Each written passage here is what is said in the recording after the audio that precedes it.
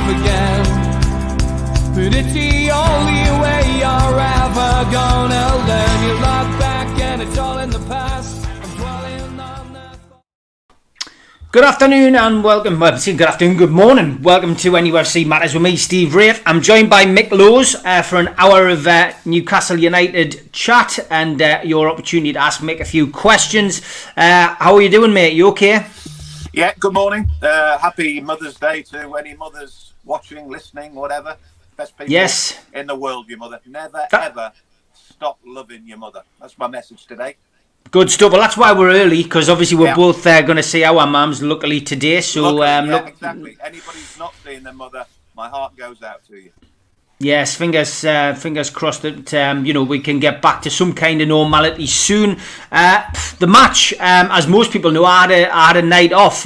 Didn't bother watching it because I'd been to a funeral on the day. I'd done the 2 hours, 3 Amigos show. Just things hit you in different ways when you're during a pandemic, and I just couldn't sit through 2 hours of commentating and talking through that game. I had to have a little bit of space, and I'm glad I did because it wasn't an eventful game. I know you managed to see the extended highlights of it, Mick. What was your take on that result on at the weekend? Well, I have to say, with hindsight, you made the right decision, mate, because it was same old. You could have probably put a video in from half a dozen goalless draws or 1-1 draws that there's been over the past 6 or 8 months. Same problems. Obviously accentuated by the loss of St Maximin, Almiron, and of course Callum Wilson. They are completely and utterly bereft up front now. There is no cutting edge. There's no one there who's likely to score the goals. I must admit beforehand, because of our record against Villa and probably because of a personal interest to beat Villa, maybe I was a little bit starry-eyed.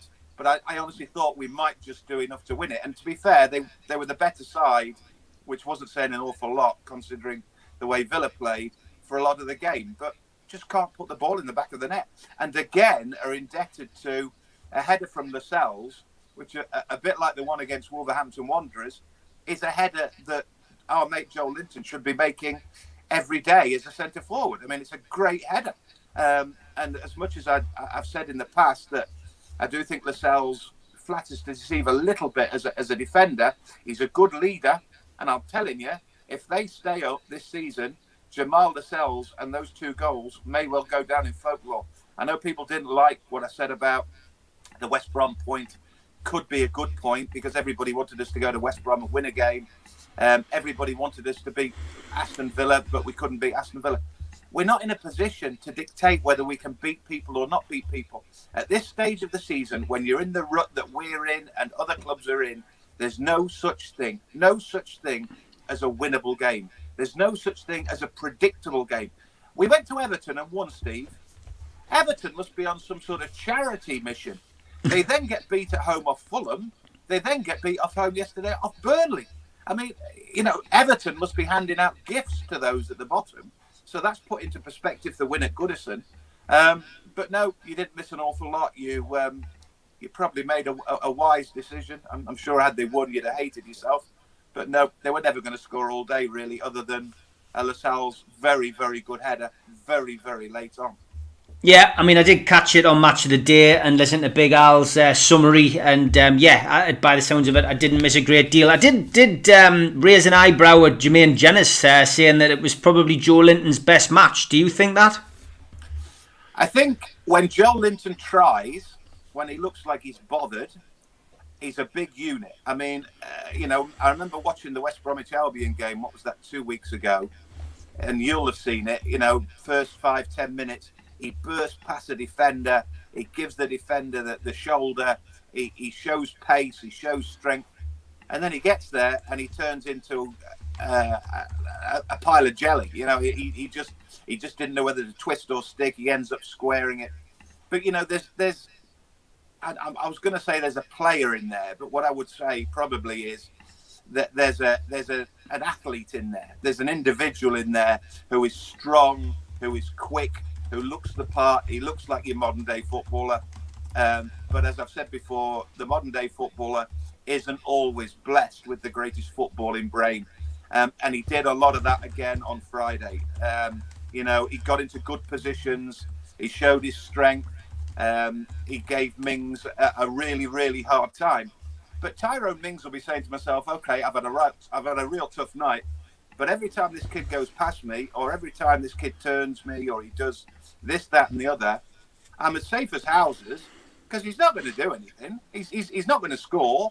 He's not going to square it. He's not going to assist somebody else. So yeah, okay, it was a better performance by Joelinton, but without once again sounding like a scratch record. You don't pay 40 million for somebody to run around. You don't pay 40 million pounds for somebody to show a bit of willing. That's the very least you should see. Yeah, Fulham getting beat, of course, by Man City was good for us, Mick. I mean, again, we'll rely on other results. We're hoping, Brighton don't manage to get anything today, and then I suppose, the point doesn't look like, too bad a point at the weekend. Again, without running the risk of the Twitterati giving me stick, and I hate to say it because I don't want to say it, and I don't think it's a particularly clever thing to say. But at this stage of the season, Steve, believe me, if you pick up a point is better than nothing because there's every chance you'll get absolutely nothing. So, with 10 games left, if they get 10 points, they finish on high 30s, maybe that's enough. Now, you don't want to think that way. You want to win the odd game. But that's all you ever do at this stage of the season, believe it or not. You only win the odd game. I think Alan won 1 of 8. Rafa won 3 of 10 and got relegated by more points than Alan did, if we're talking about scenarios where they change it late on. But I think the problem is, regardless of whether a point's a good result here and a point is a good result there, I think the ship sailed, Steve. You asked me 9 games ago, nearly 2 months ago now, what would I do? And I said, just for the sake, because I respect Steve Bruce, I like him as a human being. I told the story about Old Trafford. But I said, for the good of Newcastle United and for the sake of Newcastle United Football Club, they need to make a change and give somebody the chance to stamp their mark on the club and turn the results around, because it is a results business. 9 games on, absolutely nothing's changed. And in fact, the situation's worsened because you've lost your 3 best striking players, particularly Wilson, which was an absolute body blow. So, 9 games on, we're no better off. We are, as I mentioned on Friday night on social media, I think my phrase was, we're swimming in quicksand. That's what it feels like. And it's what it felt like in 2009 and what it felt like in 2016, Steve. It feels like you're just swimming and you're getting nowhere and you're sinking and ultimately you get relegated. Jacob Murphy, Newcastle fan. I know that doesn't really count for much as far as your football ability counts. But I mean, he's gonna bust a gut, Mick, isn't he? And that showed when he came on. Yes, in the game, he came on. He hit the bar. He was involved in a lot of creativity, and eventually it led to the goal. I think we made the point, didn't we? I think somebody either phoned in or texted in or emailed in about is it the time to give young players a chance? Now, obviously, he doesn't fall into that category as a young player, but I think in a roundabout way, what you're saying, if we take on board, is he a Newcastle fan? Isn't he a Newcastle fan? I've never really liked that analogy, but he looks hungry. That's what I was going to say. He looks hungry. He's putting crosses into the box. If he doesn't put that cross into the box for Jamal Lascelles, then Newcastle lose that game 1-0. And he came on and he made a difference. He genuinely made a difference. Now, in defence of Steve Bruce, it's easy for people to come off the bench because as much as anything, they want to prove a point. We've all been left out of football teams and you think, God, give me a chance. I'm going to get on and show this guy he was completely wrong to leave me out. And the formation that Steve Bruce played with Gale and Joelinton wide, there was every reason why Murphy would be sitting on that bench thinking, I should be on there. I can do more. I can help this team more than the players that are out there. And as it is, he did.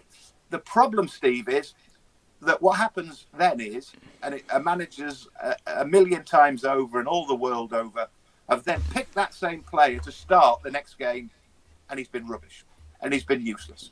and he hasn't made the impact that he made before. So it's really, really difficult to sort of base an assessment of Murphy on the fact that he's crossed the ball for Lascelles and there's been an equaliser in the game. I couldn't believe it was his 50th appearance in a black and white shirt. I mean, it shows you how anonymous he's been. How many of those are subs, though, Steve? I mean, yeah. Is that 50 starts? I would doubt it. 50 appearances. I mean, it's a lot of them from the bench, but I mean, fairly anonymous. But look, he did his bit, and I would say there's a lot to be said about those players coming in who know what it takes. Andy Carroll, again, I said this from the start when he came back. He was a showcase signing, and it was just a PR stunt. But ultimately, he did his bit when he came on again, and won the ball, which eventually led to Murphy getting it and crossing it in. So he did his bit, and he threw himself into the challenge, which maybe other players wouldn't have done. I remember for years and years commentating. A favourite phrase, and it's not just a favourite phrase of commentators. It's a favourite phrase of all manner of people, not least of all football fans. And once upon a time, it was genuinely applicable. I'm not too sure these days because of these fanciful systems and false nines and this, that, and the other. But square pegs in round holes. Once upon a time, was a mantra in football. You'd put a square peg in a round hole. So on Friday night, to me, they put a square peg, Dwight Gale, in a round hole. Andy Carroll is a round peg in what is a round hole. But there was a square peg in that round hole called remind me, that lad from Bournemouth. Fraser.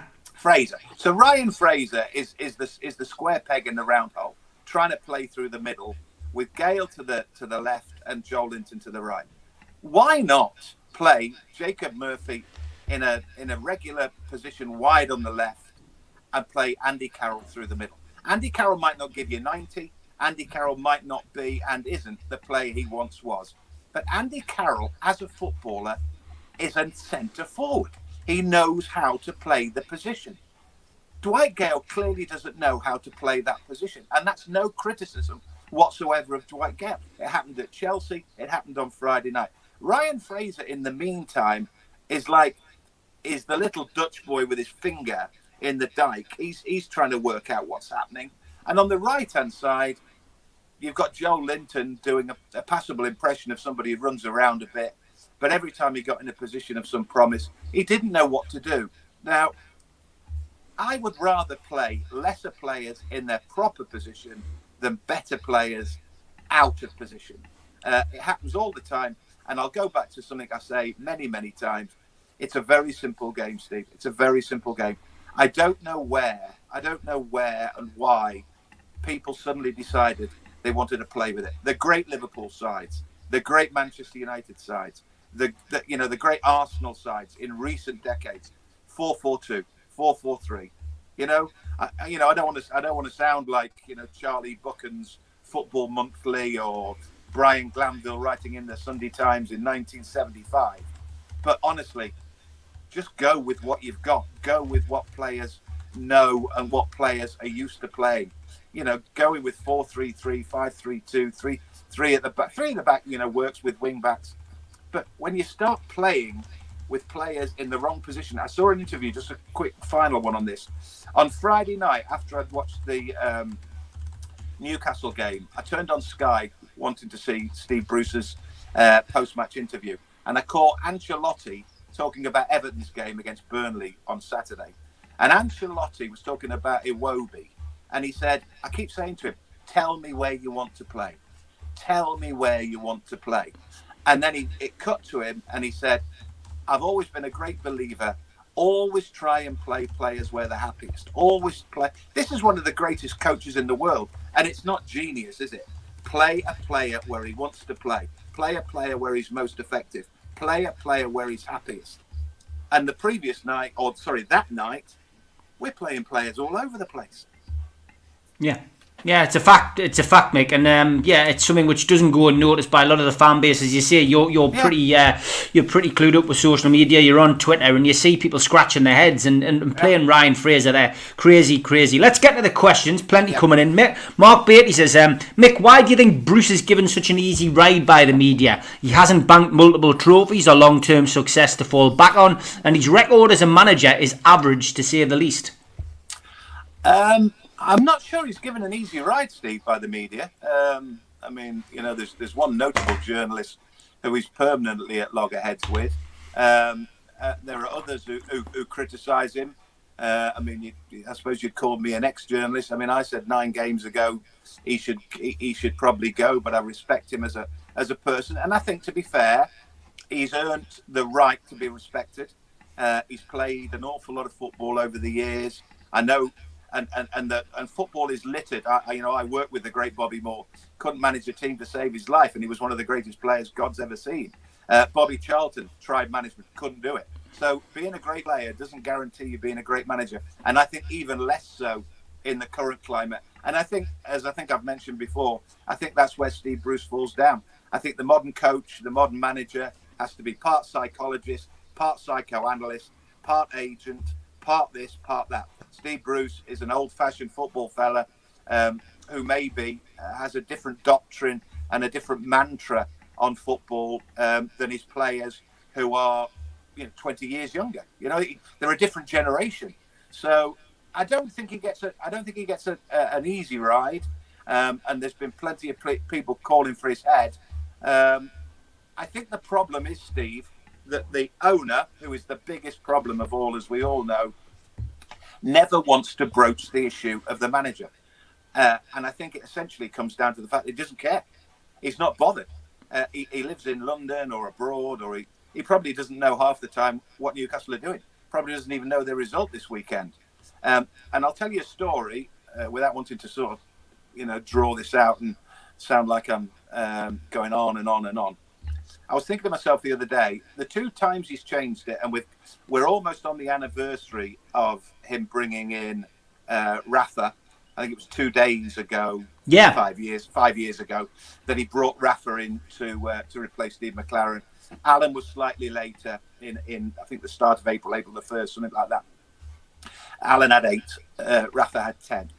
But on neither occasion, Steve, do I believe Mike Ashley had any idea what he was doing. I don't think he has any idea about running a football club, full stop. So in the case of Rafa Benitez, who replaced Steve McLaren, whose record wasn't hugely bad prior to him being replaced by Rafa, I think Rafa just became available. I think Rafa made it known that he wanted to come to Newcastle. I think his people made it known that he would be open to coming to Newcastle. And it was just too big an opportunity. I mean, you couldn't believe it. I couldn't believe it. No one could believe it. We got Rafa Benitez. We were a struggling Premier League club. And suddenly one of the best club managers in Europe, if not the world, wanted to come to St. James's. It was a no-brainer. He was handed it on a plate. I'll tell you a story about 2009. I'm not too sure whether I've told this story too many times or whether it's common knowledge. 2009, Derek Lambias came to me and a couple of other people and said, how on earth do we stay in the Premier League? I said, and a couple of other people said, you need to get Alan Shearer. The only person who can revive the club, who can appease the fans, who can rejuvenate the club is Alan Shearer. Derek Lambias, myself, one other journalist who I won't name, and the club press officer at the time met on the quayside one Tuesday night, Wednesday night, Thursday night, whatever it was. Derek Lambias said, what do we do? We said, you get Shearer. How do we get Shearer? I said, I will be the go-between. I will ring Alan and tell him and ask him, is he open to a conversation with Mike Ashley and yourself about being the manager of Newcastle United? They said, if you can make the call, if you can get as close to him, if you think he'll be amenable. I'd already spoken to Alan and said, would you? He'd said yes. So we left that night. I phoned Alan Shearer and said, look, they want you. He said, give them my number. 2 days later, they'd spoken. Alan Shearer was the manager. But famously, I remember, as the guy who'd never, ever had an interview with Mike Ashley, right? He's coming up through the steps, having been in the dressing room. First game, Alan in charge. I think it was Chelsea at home. Lambias is walking up through the stand with Ashley. I thought, look, I've been a go-between. I've done him a bit of a favour. I'm giving Lambias the eye, saying, get me him. To be fair to Lambias, he says to Mike Ashley, Mike, this is Mick Lowe's. He was the one who contacted Alan. He's been very helpful in getting Alan in as manager. And I said to Ashley, can you spare me 2 minutes just to have a word about it? He looked at me and he went, no, mate, no. Thanks, see ya, bye. Walked off. The guy deserves nothing. Yeah, I mean that's just Mike Ashley all over, isn't it? And the sooner he is, out of the club, the better. And but the point I'm making is the 2 times he's changed it, it's been handed to him on a plate. Once by myself, another journalist, and the press officer, etc., etc., and the other was by presumably Rafa Benitez's people. He has never consciously worked it out. He's never thought, I need to do this, I need to do that. And for somebody who's a businessman who knows he's on the cusp of losing millions, i.e. the TV money, why would you just sit there and do nothing? And that's what he's done for the last 9 games. And he'll probably now, I'm beginning to think, do it for the last 10 games and think, okay, if we get relegated, we get relegated. And whether that's based on the fact that he's going to sell the club or not sell the club, I don't know. But he just doesn't do anything that's proactive for that football club. No, he doesn't. Mark says, apart from the Kelly commentary, what are your favourite memories from the 92-93 promotion season, Mick? The 7 against Leicester was good. And the 7 against Leicester was good, not just for the fact that they won, because it felt a bit sort of, this is how it should be. But I remember the Leazes End was under construction, if you remember. And I think Lindisfarne played on a little platform there. And I just looked around the place and I just thought to myself, this club's taking off. This club, I'd only been there a year and a half or whatever, but it was a bit dilapidated, the stadium, as you know. When I first arrived, the Leazes End was virtually non-existent, few porter cabins, etc. The Gallagher was run down. The East Stand was the East Stand, Milburn, the Milburn. But they'd started building and started working on the Leazes and Lindisfarne, and it was a real party atmosphere. And that was a good game.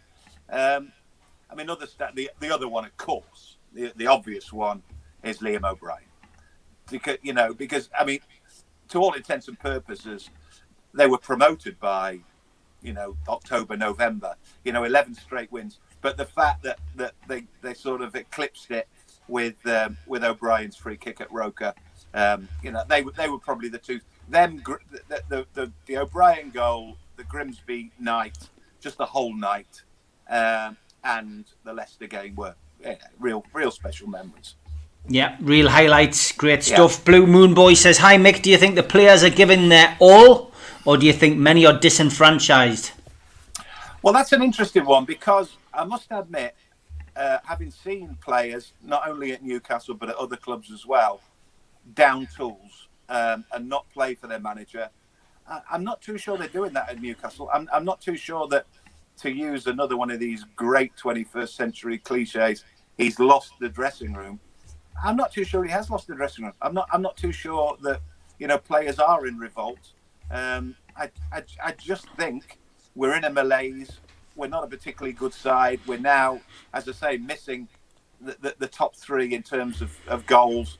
What is it? Only 6 of the 27, 28 they've now scored haven't had Almir on St Maximum or Wilson involved in them in some shape or form. So he's been dealt an absolute huge body blow, but they don't give me the impression of not playing for him. I think some are better than others. Some are more diligent. Some are putting it in a little bit more. But no, I don't think he's lost the dressing room. I just think at this minute in time, we're not a particularly good team. And as I've said many times before, it's players who win games. Players are the difference between winning a game and losing a game. Yeah, I would agree. Got a couple of questions on Twitter, so I'll go to them. Grant Thurlaway, he says, what would you say to Steve Bruce if you had 2 minutes with him? Oh, blimey. I don't know. I don't. I would probably. I was going to say I would ask him if is it a more difficult job than you ever imagined? But I think we all know the answer to that. I think he would unequivocally say, yeah, it's been way more difficult than I thought. I might, with hindsight, ask him if you had your time again, would you take it?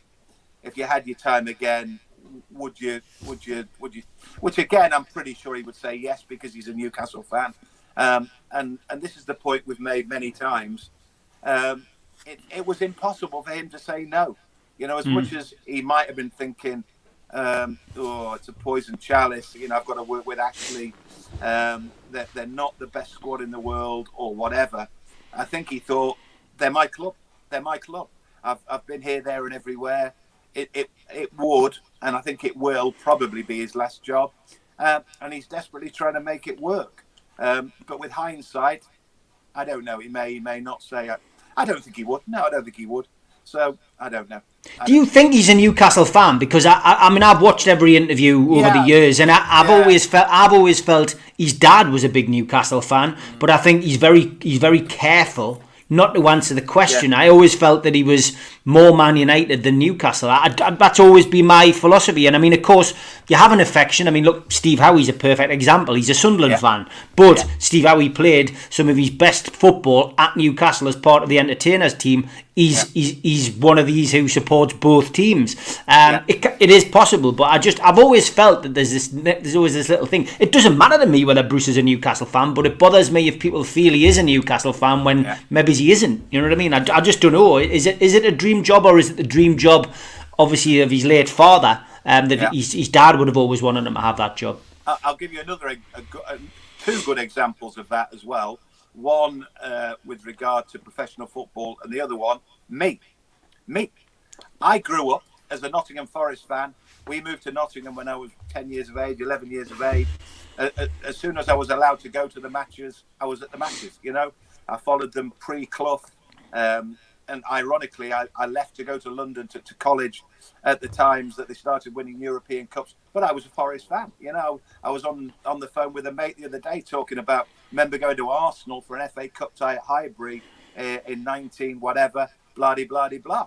But I spent 25 years of my life at St James's Park, and I would defy anybody not to fall in love with Newcastle United and the city of Newcastle. I was on the phone to Jake Burns yesterday from Stiff Little Fingers, and he was talking about, he was an Irish boy who went to live in Newcastle, fell in love with the place, and we were talking about the bars in Chicago. He now goes to watch Newcastle, and now he's desperate for them to stay in the Premier League because he won't see the games otherwise because they won't be shown in America.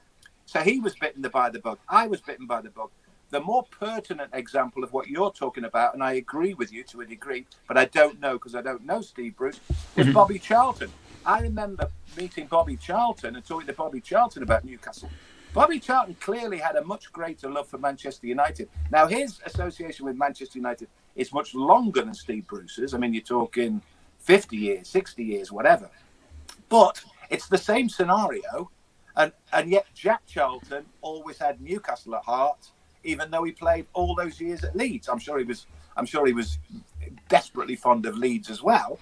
But you're right, absolutely right in what you say. Just because you're brought up and your dad says you're coming to the match with me, if you then spend 20, 30, 40 years of your life at another football club, it is impossible not to become attached to them and probably not to love them more than your first love, so to speak. Yeah, good point. Well made. We'll give a big shout out to the sponsors of the show. As always, Spider VPN, who were with us last month, are still with us this month, sponsoring the StreamYard application. A big shout out to them. Big shout out to Geordie Riffs as well. Premium guitar lessons for beginners and children. Guitar repairs and servicing. Recording studio. Their website's geordieriffs.co.uk and Geordie Riffs Official on Facebook. But give them a follow on Instagram. That's what they're really pushing for this month. I'd really like a follow on Instagram. Like to boost their numbers on there, and that is at Geordie Riffs. Also, a big shout out to qtechshop.co.uk, the makers of pool tables and snooker tables in Wallsend, and they also run our website nufcmatters.com, where you can buy all the t-shirts and stuff. Have a look on there. And a big shout out to Jab Signature, who do our flyers and posters. And if you're a first time visitor to the channel, please subscribe, hit that little link down on the bottom hand corner of the picture, click the like button, which is the thumb up button, and give it a share as well to all your social media to help us build the community. Plenty of questions coming in. Michael Held says on Twitter, do you think Bruce will still be here for the Sheffield United match at the end of the season? I think, as I've said before, Steve, you don't know. You just don't know. Having said everything we've said about Mike Ashley, there is absolutely no way you can second guess him. There's no way you can predict it. What I would say is, as I said earlier, I just think we've got to the stage now where it's almost too late.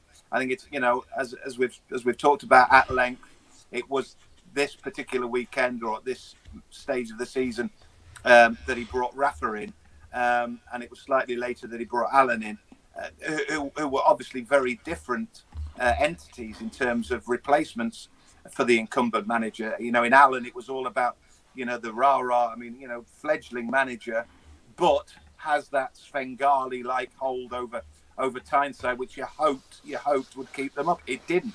Rafa was different. Rafa, as I say, won 3 of his 10 games. So if Rafa, Rafa, if whoever comes in now wins 3 games and draws 2, you'd think you've got to stay up, but Rafa went down by 2. So I don't know. I think the problem is, not only have you got apathy on Ashley's part, not only have you got a lack of knowledge and a lack of care on his part, I'm not sure who we would get, Steve. Honestly, I'm not sure who we would attract. We've talked about this before. I know Steven Gerrard's name was mentioned again, but if you remember what I said 2 months ago or 9 games ago, Steven Gerrard is an outstanding candidate. But Steven Gerrard will be being told by those at Rangers who fell foul of Mike Ashley in terms of him being around that football club, don't go there. Don't go there. It's they will not be selling Newcastle to him. So who we'd get, I don't know. Now, the theory was, of course, 9 games ago, Graham Jones was coming in as a ready-made replacement. I was never convinced by that. I was never sure of that. But if Steve Bruce was to go, I think he would probably have to give it to somebody within. And bearing in mind, Steve Agnew and Steve Clements, I'm sure, will be loyal to Steve Bruce and go with him. Who does that leave? Yeah, it only leaves Graham Jones. Now, again, going back to the romantic Steve Bruce took the job because they were his club. Is Graham Jones in that same scenario? He's a Geordie. He's, if he gets offered the job, he's not going to turn it down. But I just don't think there's a plan. Honestly, there's never a plan with Mike Ashley. It's all knee-jerk. He just doesn't care enough about the football club to think, I need to get rid of Steve Bruce and I'm bringing him in. If any owner worth his salt, Steve, for the last 2 months would have been scouring the planet finding a replacement for Steve Bruce, whether he needed to sack him or not. I'm not saying that he should sack him. What I'm saying is you've always got to give yourself an option. In any business, in any walk of life, you've got to look at the possibilities. If it goes pear-shaped, where do I go? I doubt if he's even batted an eyelid at the prospect of having to bring a new manager in at Newcastle. He'll leave it to somebody else, or, as I say, he'll just let it roll. Got to remember as well, it was an embarrassing situation before Brucey came in, because there was 10, 11 people approached who all said no. So it's not the golden egg. It's more like the poison chalice for anybody looking along here, and we end up with people who probably just want a payday for getting sacked. Exactly, and that's been the scenario for decades now. Well, not decades, but years now. Who's going to take it? And as I think I said before, once upon a time we used to joke about the poison chalice, but it very definitely is these days. And until he leaves, until the owner leaves, and then that football club goes back to what it should be, potentially a huge football club with a fantastic fan base and a job that people should die for as manager. A fledgling manager or even an established manager should fall over themselves to get to St James's Park and sit in that manager's office. At the minute, you wouldn't touch it with a barge pole while he's there. No, definitely not. Plenty questions coming in. Let's take Tom's now. Mick, do you think Joelinton needs someone in to train him how to score goals? Somebody like the likes of Shearer. We've had this on the show before, but I don't think we've asked you this one. I mean, would somebody like Alan Shearer going in and telling Joelinton, well, you've got to hit the ball through those two white sticks with a bar over the top? Would that help? I think I did an interview about. He can't have been there long. I think it was probably the start of last season. And I said, get Joelinton in Shearer's back garden and get a couple of trees as posts and just get Shearer chipping the ball in and telling him how to head a ball into the back of the net between the trees. Just do something like that. And what Alan's like. Alan's got Newcastle at heart. I'm sure he would. I'm sure he's got better things to do, but I don't think he would be averse. But you know what I mean. I mean, we are in the realms of how ludicrous this all is. That we are talking about coaching or getting somebody in to teach somebody who cost £40 million how to put the ball between two white sticks. How to play the game of football. We've paid £40 million for him.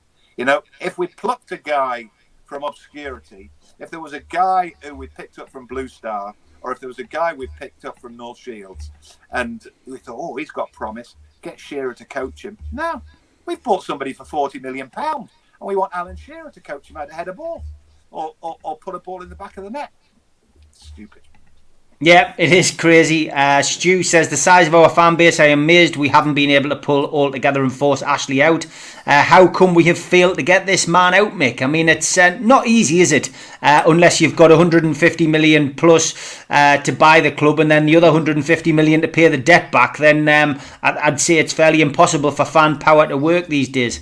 Well, what's the old saying, Steve? Possession is 9/10 of the law, or whatever it is. I'm not au fait on these things, but essentially, if you're in situ, you can't. You're not going to. No one's going to get you out unless you either want to leave, or I don't know. There's some legal situation whereby you're ousted.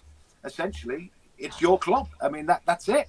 I mean, at the time, it sounds terrible, but I remember when Sir John sold the club to Ashley, we genuinely thought we're being sold to somebody who has got more money, much more money than Sir John and the Shepherds, and the bar had been raised to such a degree.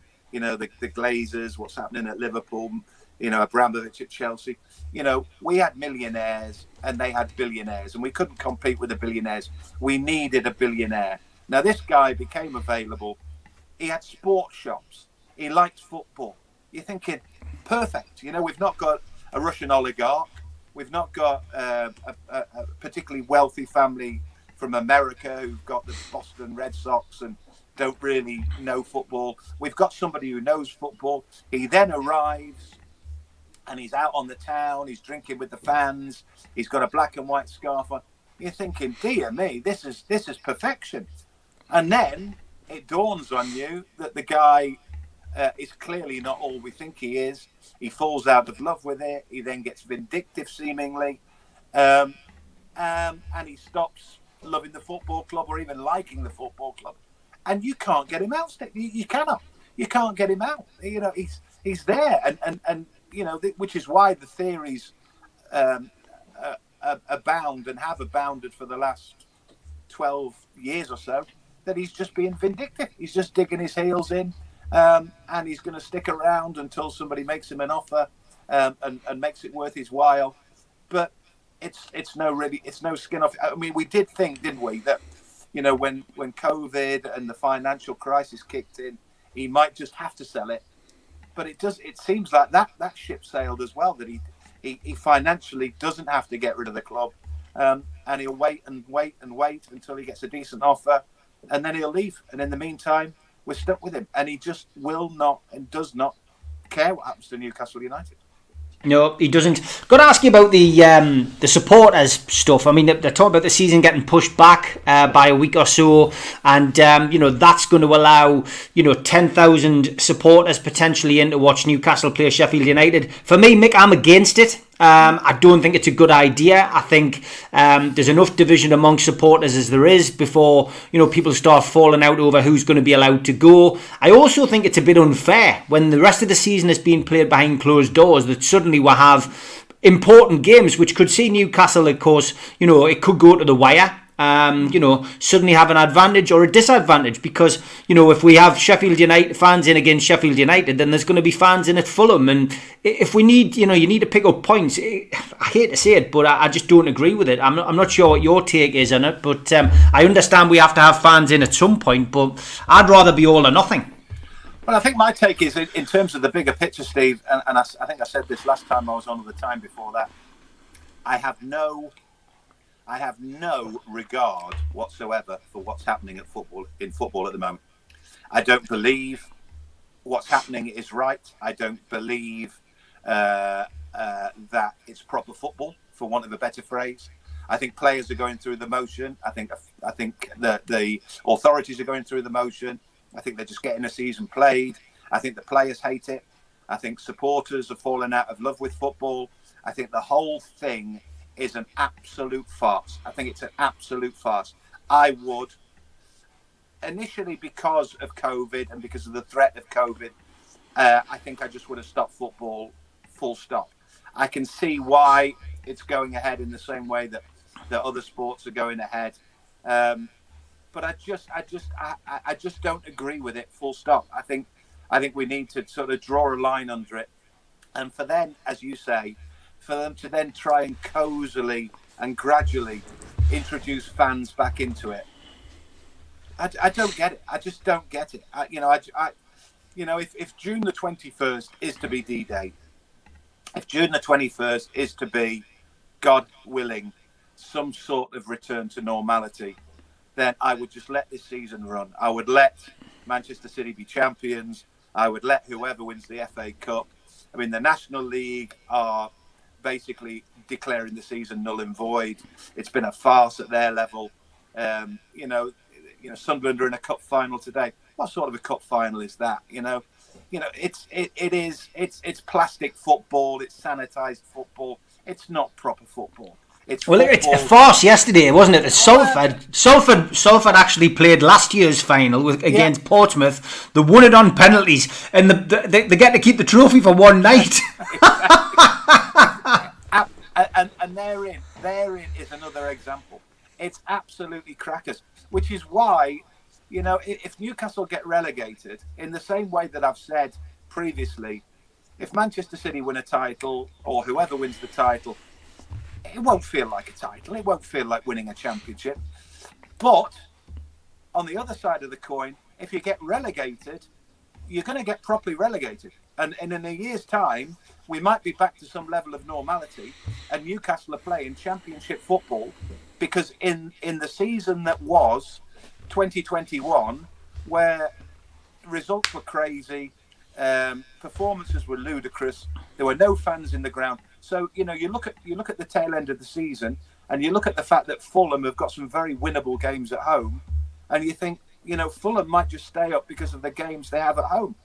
Newcastle, without fans at St James's, it's not the same argument. So it's I really would not hold any stall by anything that happens this season, unless of course Newcastle get relegated, and then you'll say, well, what was the point? Yeah, Matthew, I do wish them luck at Wembley today. Mick said it's a trophy which isn't worth crowing about, to be honest. But look, Sunderland seem to be on the up. They seem to be on the ascendancy, and the appointment of this new manager seems to have got them flying. I'm not that much of a Mackham disliker, shall we say, not to wish you all the best. So good luck, Matthew.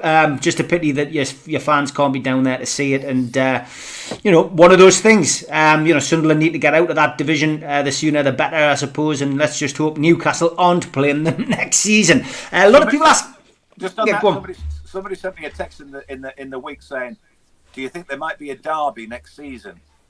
And I said, very cryptically, to the best of my knowledge, I don't think you can be relegated 2 tiers, but I'll check it. The person obviously didn't realise there was an irony in there, and he went, no, I was talking about Sunderland. I said, yeah. I texted him, I said, I was being facetious. But you're right. You know, in the whole of this pandemic, the clubs that your heart goes out to most of all are the clubs with the fan base, the clubs with the die-hard fans, and whether we like it or not, they are a fantastically supported football club who have got a date. I mean, imagine if Newcastle were at Wembley today, Steve. I know. You know, it would feel terrible, you know, because at the end of the day, the games have been played. They've won their way through. All right, the games might have been of a standard that we wouldn't normally expect, but they're at Wembley and there's no one there. And they are proper football fans. Yes, yeah, and we'll see how that goes this afternoon. Gives us something to watch. John, will come to the Brighton game at the end. I do want to talk a little bit about Chris Wilder. Darren Agnew says, would anyone take Wilder? Think he would do a decent job with the players. This went viral, as you'll have seen on social media. A lot of people arguing Mick, as people tend to do on Twitter, as to whether Chris Wilder would be a good appointment at Newcastle or not. What's your thoughts on that? I mean, is that somebody you think would do well at Newcastle? I remember a conversation with Freddie Shepherd years ago, Steve, about managers of Newcastle United and who makes a good manager and who doesn't make a good manager. And I think at that point we'd gone down all the roads. We'd gone down the established manager, we'd gone down the Geordie manager, we'd gone down the hard-working manager, we'd gone down the road of the manager who proved his pedigree in the lower leagues, etc., etc. There isn't a magic formula. There is just not a magic formula. You know, Kevin did great, but then Kenny came in. Kenny came in as almost a surefire certainty. You know, he just managed the Premiership winners. He was a proven player, proven manager. You know, he got on well with Kevin. He had Terry Mack there, who he knew from Liverpool. You know, Kenny didn't work. Ruud Gullit comes in, you know, the superstar manager, you know, the superstar player. That failed. Graham Souness came in. Fantastic player. Still, for me, the best pundit on the TV. If I watch the television, I watch it for Graham Souness because he talks so much sense. Souness couldn't make it work. You know, ironically, the ones who've made it work, you know, most, you know, Rafa's an established coach, although, you know, didn't set the world like Chrissy Houghton, you know, established coach. So maybe we need to go down the line of the coach rather than the name and the manager, etc. And Chris Wilder is probably a decent coach on the training field. What you then have to factor in, Steve, is that Chris Wilder, and this is no criticism of Chris Wilder in the slightest, has never worked at a club the size of Newcastle United.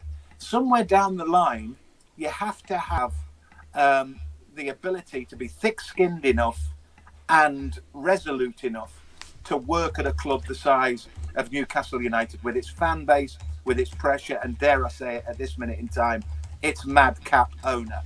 So now, whether Chris Wilder would take it or not, I suspect he probably would, because, you know, with the best will in the world, Newcastle are a huge club for somebody like Chris Wilder. But whether he'd make it work or not, Steve, I gave up years ago trying to work out what makes a good manager at Newcastle. You know, I gave up years ago wondering who would be the guy who brought this club some success. Wilder, maybe. I don't know. It's an easy story to write, Steve. It's an easy conversation to have. Guy gets replaced. I mean, the counter to that is, so you're on the cusp of getting relegated. The guy you appoint as your new manager is somebody who has already been relegated, virtually. How does that make sense? Yeah, crazy. Matthew's back on the Sunderland fan. He says, although I'm a Mackham, I hope in 10 years' time Sunderland and Newcastle are top half of the Premier League battling for Champions League, which is where we should be. Good luck, lads. Thanks, Matthew. Honestly, it's nice to have people from your biggest rivals, watching the show for starters. But it's also nice that you've got a sensible opinion, and that's the same as me, mate. As long as Sunderland are, a point below Newcastle, I'm always happy. I'd rather watch cricket than Sunderland, says David Reed, though. John Askew agrees with me. He says fans shouldn't be allowed in this season. Fulham will have an unfair advantage in a potentially crucial game against us. How's that right? Paul Gibson, he says donkey FA trophy stuff. That awful to hear about boxing legend Marvin Hagler, one of the all-time greats in the 80s. Yeah, I mean, I'm gutted, Mick, because as you know, I mean, you did the AJ show for me in Newcastle a few years back now. But I mean, you're a boxing fan like myself, and that's the one that got away from me. I've done 3 of the Fab 4. I was in talks to bring Hagler to Newcastle before COVID. Sadly, just wasn't meant to be, and a shock as well. 66, but what a legend. Absolutely. I mean, you think about. I mean, I always used to say Leonard was the greatest boxer or the greatest entertainer. But that division at that time, with the Haglers, with the Leonards, I mean, it was phenomenal. And you're right. I mean, when I worked in London, I did quite a bit of boxing, and I remember famously going to the London Arena, the Docklands Arena, when it was just opening up, and Frank Warren's network, I think, had put a video out of the great heavyweights, and Foreman was there, Ali was there, Norton was there, and Frazier were there. So the 4 of them were there, and I went down to interview them. And I always remember I got to speak to Frazier, got to speak to Norton, and to Foreman. But we'd been forewarned beforehand, don't try and get near Ali, And to be fair, bless him, he was in the corner and he wasn't in the best state. I mean, we're talking about late 80s, maybe 90. And I remember taking 2 steps towards him and these bouncers stood up. And, so that was the closest I got to Ali. But, I love a bit of boxing. And Hagler, was one of the greats, real greats. Those, as I say, those fights in there, what would they have been? Mid-80s, absolutely fantastic. Amazing stuff. And if you haven't seen them, you can get them. They're widely available on YouTube. If you're looking for something to kill a Sunday afternoon with, honestly, give them a watch. The Hagler Hearns fights, the Leonard fights, well worth a watch. And the games are coming thick and fast. Brighton are obviously playing today, but that, of course, is our next game. And, another 6-pointer. They're coming thick and fast, Mick. What do you expect to see from that game from Newcastle? More of the same, going in quite defensive, or do you expect them to unleash the shackles and try and go for it? What do you think? Well, I don't think they'll do that. I just don't think they'll do that. Brighton are a strange one, and I remember being on here 9 games ago when I think we said at the time it was pretty much just down to Newcastle and Fulham, but obviously Brighton got dragged into it. Fleetingly, Burnley got dragged into it, but I think now, if you look at the table, I think it's impossible to say that it's not between those 3. So it's not between Brighton, Newcastle, and Fulham. Fulham have got a bit of momentum. Fulham's home fixtures, I think it's Wolves, Burnley, and then obviously Newcastle. It gives them a real chance. Newcastle need to pick up points from. I mean, they've got a game in hand for starters on Fulham, but Brighton are the interesting ones because every time I see Brighton, I think, what a good team, but they can't put the ball in the back of the net. Now, if that changes, Newcastle are in serious problems. Fulham, likewise, are the lowest scorers of all of those down there. But having conceded 3 yesterday to Manchester City, their goal difference has got a bit flaky. Mm-hmm. Newcastle's goal difference was always a worry to me. I think it's -17. 3 goals against Fulham yesterday edged them a bit closer. But it is so tight. I absolutely am 100% convinced if it doesn't come down to Sheffield United and Fulham, it could well come down to Fulham on the final day, which is why, as you rightly say, if crowds are in, I know it's only 10,000 maybe, but if we play on that final Sunday of the season at Craven Cottage and there are 10,000 in there, and I haven't heard, I don't know whether that 10,000 includes travelling fans, because you'd have to, wouldn't you? I don't it know. Can't. Well, it can't. Exactly, you can't. You can't, even if it's 1,500. You can't have 1,500 on a train coming down from the northeast. So you have to give it. You have to say that the 10,000, if there are 10,000, are all from southwest London. Now that gives Fulham a huge advantage in a fixture, which is the difference between 400 million and not 400 million, regardless of the footballing and the relegation issue. So I just can't see any way that it won't come down to the final game of the season, because 3 points, which is up for grabs that afternoon, is, I'm sure, will be within the parameters of Brighton, Newcastle, and Fulham. Yeah, it's going to be a tough watch again, I think. But a lot of people thinking that it's almost deliberate going for these draws, and like another 6 draws and we'll be safe. That seems to be the philosophy. Which is why, and I hate to say it because I've got so much stick about saying that the West Brom game was a terrible game, but it was a decent point, and people are saying, no, you've got to go there and win. It's not a switch, Steve. You can't turn it on and off. You can't be rubbish for 30-odd games and then say, all right, we're going to be decent now. You've gone to Sheffield United and lost. So why do you think you're going to go to West Bromwich Albion, who were a much better team, and win? How does that work? That is completely illogical. A point at West Brom, yes, it wasn't pretty. Yes, you should win. Yes, you want to win, but they didn't win. But they got a point. Again, Aston Villa. The way Aston Villa are at the minute, maybe a point's decent. I don't know. We'll just have to wait and see. Yeah, I watched Leeds-Chelsea, and it was a pretty good game for a 0-0 draw. And Leeds look as if they could really give Fulham a game as well. So you can. The one thing with relegation seasons, you can't predict it, can you? Because people are already saying, "Well, we've got to play Man City," but you just don't know. Look what Fulham did. Fulham got whopped against Man City, but Newcastle could easily go there and hold them to a 0-0 draw. You just don't know. You can't predict it. It's if your luck's in, really. I've got a piece of paper here, and it's got 2 words on it: winnable and a huge question mark, and predictable and a huge question mark. Never mind these people saying Villa was a winnable game and West Brom was a winnable game. You can't say that. You cannot even say they're predictable. They're not predictable, So it's lap of the gods time. It really is lap of the gods time.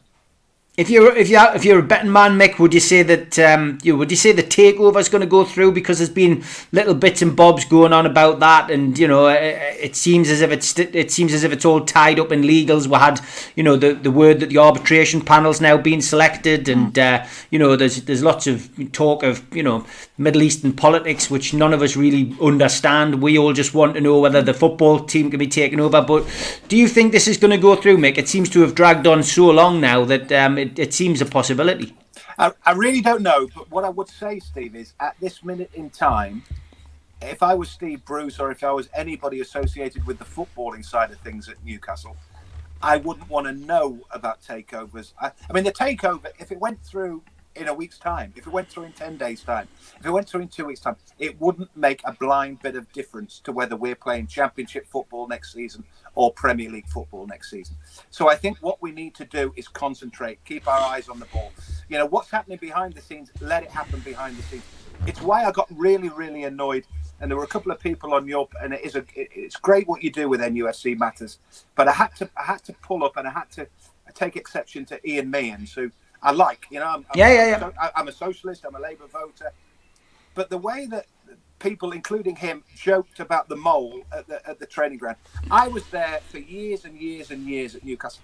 I used to hate the fact that somebody at that training ground was snitching, that somebody was leaking, somebody was basically undermining Newcastle United Football Club, whether they were giving it to a journalist or whatever they were doing. I didn't like it, and I don't like it. And I was thinking to myself, I was watching Ian one of the nights that he was on, and I was thinking, if the Constituent Labour Party on Tyneside met one night and they said, right, we need to talk about policy on this, we need to talk about policy on that. If there was someone in that room giving, Labour policy and Labour guidelines and ideas to the Conservatives, you would be devastated. In the same way that anybody who's got any sort of business where somebody at their business is going away and saying, "Oh, do you know what it is? We're going to introduce a 20% off kebabs next week," and your nearest rival says, "Right, we'll offer 25% off," and someone will say, "Where did they get that?" I hate it.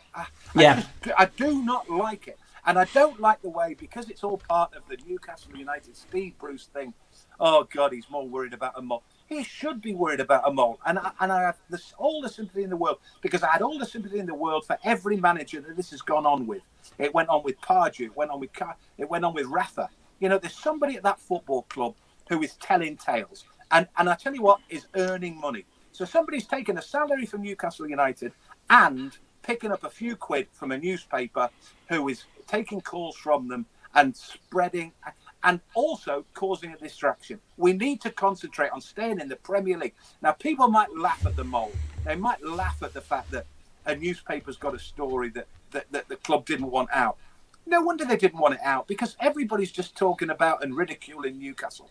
Whoever this mole is, I would love to find out who it is, because he's been a disgrace, or she's been a disgrace. We don't know what gender, we don't know who they are. For the last 10, however many years, it needs nipping in the bud, and people should stop laughing about it, because it's serious business. Yeah, good point. End of rant. Good rant, mate. Good rant. Good. Yeah, well said. The clock's beating us. It's treason, says Geordie Jedi. I think Mick would agree with you wholeheartedly on absolutely. that.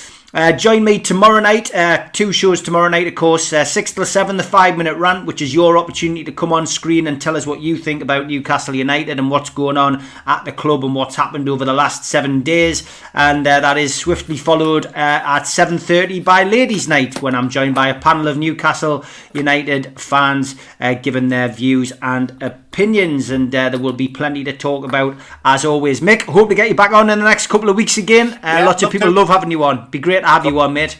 Yeah, happy Mother's Day. Happy Mother's Day. You have a great time, Mick, and look forward to speaking to you then. Take care, pal. See you later. Bye bye.